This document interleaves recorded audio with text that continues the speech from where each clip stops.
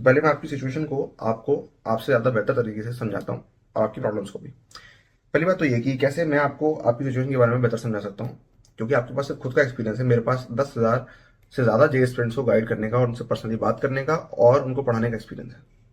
तो जो भी वो एक्सपीरियंस है प्लस मेरा खुद का एक्सपीरियंस, वो जो भी एक्सपीरियंस है वो मेरे को ये बताता है कि आपकी सिचुएशन क्या है। वो उसको डीपली समझने में हेल्प करता है, जो कि आप खुद नहीं समझ पाते, जो कि आप अपनी तरफ से सब कुछ नहीं देख सकते। सब कुछ आपके पर्सपेक्टिव में नहीं आ सकता। समझ रहे हो बात को? तो पहली बात तो हम 10th से शुरू करते हैं। 11th में हम देखते हैं कि हमें कुछ नहीं पता एजुकेशन के बारे में, लेकिन बहुत सारे ऐसे लोग हैं जिनको पता है। 9 10 से वो तैयारी कर रहे थे। इससे क्या होता है, नंबर वन, हमें ऐसा लगता है कि हम पीछे रह गए। ठीक है। फिर होता क्या है कि आपको कुछ पता नहीं होता है, तो फिर आप बाकी सारे लोगों की सुनते हो। जो हमें पता नहीं होता तो हम सबकी सुनते हैं, और इतनी सारी इन्फ्लुएंसेस होती हैं। आपके 10th के टीचर, 10th के कोचिंग के टीचर, आपके पेरेंट्स, आपके सराउंडिंग, आपके नेबरहुड, आपके फ्रेंड्स, और वो जिनको आप प्रॉपर समझते हो वो।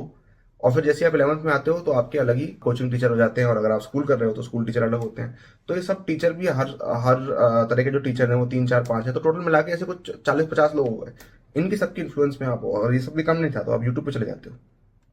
वहां पे इतने सारे इन्फ्लुएंसर हैं, वो आपको कुछ ना कुछ बताते रहते हैं। तो आपको लग रहा है इतनी सारे लोगों की जो ओपिनियन है वो सेम होने वाली है। प्रॉब्लम ये है कि क्योंकि आपको खुद को कुछ नहीं पता, इस वजह से ऐसा है कि आपको इन सब लोगों की सुननी पड़ रही है। और आप क्योंकि अभी नए हो, बिगनर हो, तो बिगनर को सुननी पड़ती है। एक तरह से रैगिंग हो रही है आपकी यहाँ पे, है ना? तो इतनी सारी जो अलग अलग ओपिनियंस है ऑब्वियसली डिफरेंट होंगी। ऑब्वियसली जब डिफरेंट होंगी तो आप कंफ्यूज होगे, और इस वजह से आप कंफ्यूज हो। इनमें से बहुत सारे कंफ्यूजन को आप खत्म कर चुके हो अभी तक, लेकिन आप स्टिल बहुत सारे कंफ्यूजन में हो। तो प्रॉब्लम क्या है? प्रॉब्लम ये है कि कोई एक क्वालिफाइड कोच नहीं है जिसको आप सुन सको। राइट? जैसे आप कोचिंग में जाते हो, नाम तो कोचिंग है, लेकिन वहां पे कोई कोच नहीं है, टीचर है खाली, जो कि सिर्फ अपने अपने सब्जेक्ट्स के बारे में जानते हैं, और ओवरऑल गाइड कोई नहीं करता। ठीक है। तो ऐसा एक कोच होना चाहिए था जो कि तीनों सब्जेक्ट में अच्छा होता और जो कि आपको गाइड कर सकता, और आपकी प्रिपरेशन के बारे में एक्चुअली कुछ वो कर सकता, एक्चुअली आपको ऐसे तरीके बता सकता जिनसे जिनमें भी चीज़ों में आप स्टक हो वो आप वहां से हट पाते। तो अगर मान लेते हैं ये एक चीज़ होती है आपकी प्रिपरेशन में, तो इसी से काम हो जाता है बहुत सारा। क्यों? क्योंकि जिस भी प्रॉब्लम में आप फंसते हैं, कोच इज द सोल्यूशन, है ना? और कोच आपको ट्रेन करता है, ना कि ये कि आपको पढ़ा के छोड़ देता है। ठीक है। वो पढ़ा के छोड़ने वाला काम टीचर का है। टीचर एक्चुअली नेसेसरी नहीं था। Teacher is a bad replacement of a coach, क्योंकि कोच एबसेंट है, इस वजह से टीचर से काम चलाना पड़ रहा है आपको। फिर पहली बात तो ये कि आपको खुद कुछ नहीं मालूम, फिर कोई कोच नहीं है, फिर आपको आप इतनी सारी चीज़ों में कंफ्यूज हो, है ना? उसका भी जो रूट कॉज है वो ये है कि कोच नहीं है। ठीक है। फिर इन सब चीज़ों को देखकर आप सेल्फ डाउट में आने लगते हो। ठीक है। आपको खुद को कुछ नहीं पता, है ना?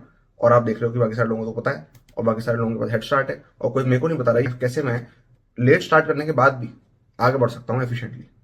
कोई मेरे को ही नहीं बता रहा, जो कि मोस्ट प्रॉब्लम उन्हें पता नहीं है।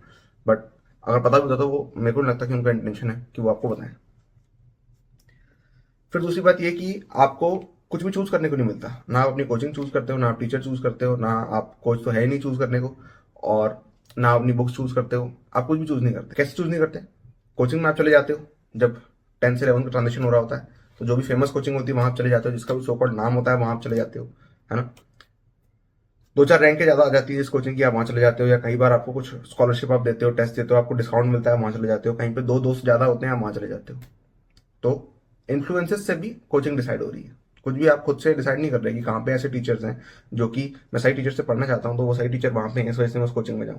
फिर जब आप कोचिंग में चले जाते हो, फिर कौन से टीचर वहां पे हैं वो आपके हाथ में नहीं होता। फिर कौन सी बुक्स आपको करनी है वो आपके हाथ में नहीं होती। क्या चैप्टर को किस किस सीक्वेंस में करना है वो आपके हाथ में नहीं होता। या तो ऐसा होता कि आप अपने हाथ में ना रखो, सब अपने कोच को दे दो, लेकिन ऐसा कोई कोच है ही नहीं, है ना? टीचर्स हैं जो कि रैंडम है, जो कि आएंगे जाएंगे, कमोडिटीज की तरह है वो। तो कोई एक्चुअली ऐसा इंसान है ही नहीं जिसको आप फॉलो कर सको, और इस वजह से आप हमेशा ओपिनियंस और कंफ्यूजन के बीच में इधर उधर करते रहोगे। इसलिए मैंने डिसाइड किया कि जब मैं अपने जे स्टूडेंट्स को गाइड करूंगा, जब मैं अपने स्टूडेंट्स को गाइड करूंगा, तो मेरे को तीनों सब्जेक्ट्स की मास्टरी होनी चाहिए। तो शुरू से ही मेरी तीनों सब्जेक्ट के ऊपर मास्टरी है, बेसिक से लेकर बिल्कुल एडवांस तक और beyond advanced, actually beyond college किसी भी सब्जेक्ट में। तो वो है। प्लस मैं उनकी प्रॉब्लम को समझूं, और मैं अपनी खुद की लर्निंग एबिलिटी और टीचिंग एबिलिटी बढ़ाऊं, और गाइड करने की एबिलिटी बढ़ाऊं, और एक्सपीरियंस गेन करूं, ताकि मैं उनकी प्रॉब्लम सॉल्व कर सकूं। क्यों? क्योंकि जे प्रिपरेशन में, जो मेरी जे प्रिपरेशन थी, उसमें मेरे को ऐसा फील हुआ कि अगर ऐसा कोई होता तो फिर मेरे को इतनी सारे ट्रबल से नहीं गुजरना पड़ता। मैं बहुत सारे ट्रबल से गुजरा। इतनी सारी बेकार गाइडेंस और इतनी सारी चीज़ों के होने की वजह से ऐसा हुआ कि मेरी जे प्रिपरेशन जो थी वो बहुत खराब हो गई, और मेरी तबीयत बहुत खराब हो गई। 4 महीने मेरे को बेड रेस्ट पे रहना पड़ा। 8 घंटे से ज़्यादा मैं किसी चीज़ को देख नहीं पाता था। ठीक है, पढ़ना तो बहुत दूर की बात। जैसे तैसे मैं मैनेज करता था। मेरे को आंखों से अगर मैं कुछ देखता था तो मेरे को सिर दर्द होने लगता था, मेरे को माइग्रेन था, स्पाइनल इश्यूज थे। ये सब हुआ बकवास गाइडेंस की वजह से, बहुत सारी बकवास गाइडेंस की वजह से। और आज भी मैं देखता हूँ लोगों को वो देते हैं कि कुर्सी टेबल पे बैठ के पढ़ो 12 12 घंटे। That's shit, nothing more than that. तो ऐसी चीज़ों को फॉलो करते करते ऐसा हुआ कि ऑल्दो मेरे शहर की, जो कि मेरा शहर अच्छा खासा शहर था, टियर 2 था, और उस शहर में जो टॉप कोचिंग थी उसमें पढ़ता था, but still the problem is कि कोई कोच नहीं। द प्रॉब्लम इज दिस, जो कि मेरे को सारी तरह की चीज़ें बता सके। ठीक है, टीचर हैं जिनसे कोई प्रॉब्लम आके बोलो तो वो बोल देते हैं कि पढ़ो पढ़ो, ज़्यादा पढ़ो, मेहनत करो, बस दैट्स इट। कोई टेक्निक्स नहीं बताता, कोई तरीके नहीं बताता, क्योंकि मे बी उन्होंने ही उन तरीकों पर ध्यान ना दिया हो। ठीक है, नहीं तो कोई तो बताता। ठीक है, तो इन सारी प्रॉब्लम से मेरी एजुकेशन खराब हुई। मेरे को लगा कि इसको सही करना चाहिए, जो सिस्टम है उसके अंदर इंप्रूवमेंट लाना चाहिए, तो फिर मैं लेके आ रहा हूँ, ये मेरा काम है।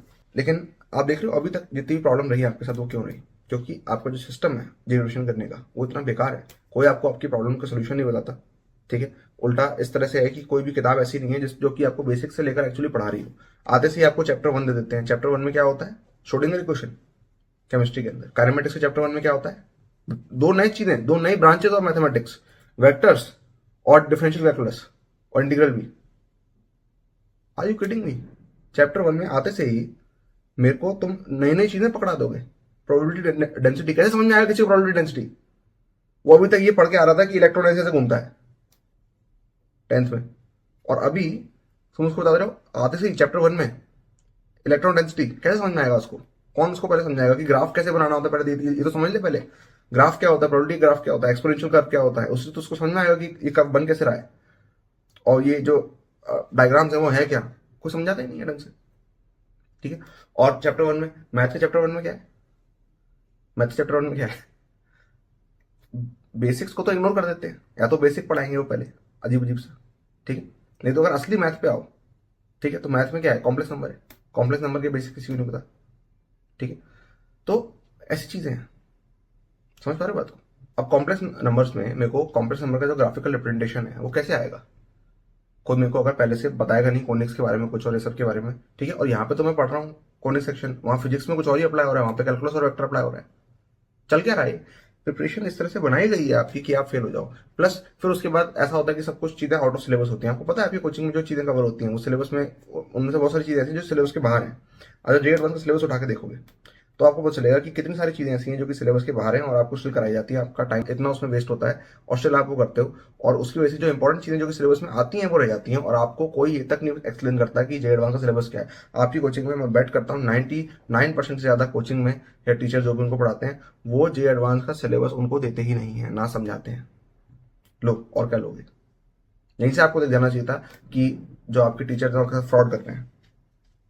जब कोई आपको एग्जाम का जब कोई आपको एग्जाम का सिलेबस नहीं बता रहा है, उसको समझा नहीं रहा है, तो फिर क्या हो रहा है? इसका मतलब पहली चीज जो मैं करता हूँ ना कोई भी चीज पढ़ाने से पहले, वो ये है कि मैं उनको सिलेबस देता हूँ, उनको समझाता हूँ, देखो देखो जान लो अच्छे से क्या क्या आने वाला है पहले तो। नहीं तो तुम एग्जाम, कौन से एग्जाम की तैयारी कर रहे हो? वो चीज़ तो डिफाइन होता है कि किसका सिलेबस तुम फॉलो कर रहे हो, और तुम्हें मालूम नहीं है तुम कौन सिलेबस फॉलो कर रहे हो, क्या फॉलो कर रहे हो, क्या नहीं कर रहे हो, तो फिर कैसे होने वाला है कुछ भी बढ़िया? तो प्रॉब्लम ये है कि चीजें इस तरह से बनाई गई हैं कि यू विल गेट स्टक। ठीक है, and no one made the process smooth for you, they have made it tough, और इस वजह से तुम्हारी जो भी प्रॉब्लम्स है वो अराइज होती है।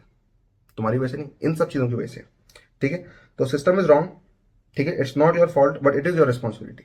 आपकी रिस्पॉन्सिबिलिटी है कि आपको सही चीज़ें करनी है। ठीक है, सिस्टम गलत है, वो सिस्टम की गलती है। आप मत बोलो कि मेरी गलती है। जो गलती आपकी नहीं है उसको आप अपनी गलती मत बोलो, वो सिस्टम की गलती है। ठीक है, लेकिन सिस्टम की गलती है, इस वजह से आपका तो इंप्रूवमेंट नहीं हो जाएगा जानने से कि सिस्टम की गलती है।